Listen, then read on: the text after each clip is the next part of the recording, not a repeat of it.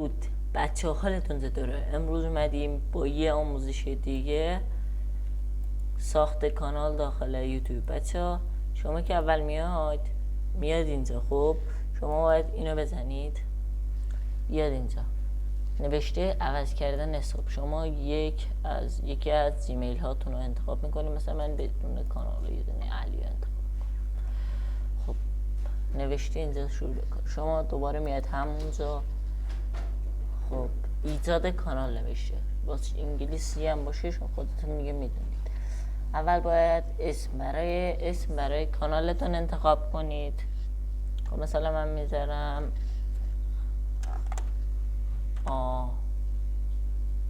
آموزش. خب شما هم هر چی دوست داشتید میتونید بذارید.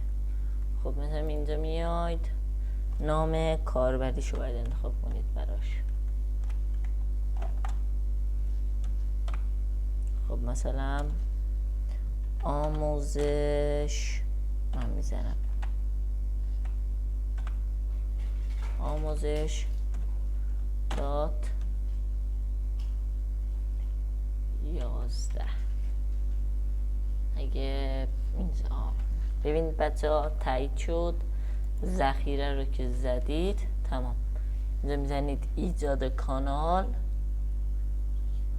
و عکستون هم میتونید انتخاب کنید. بیا کانال ایجاد شد. ببینید آموزش هیچ. برای اینکه ویدیو بذارید دستم خورد.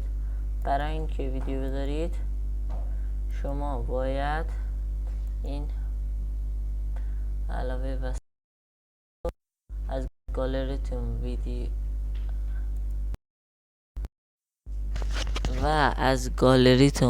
اضافه کنید و برید که هر آموزشی دوست داشتید به هم تو کامنت رو بگید تا براتون بذارم. خدا نگهدار.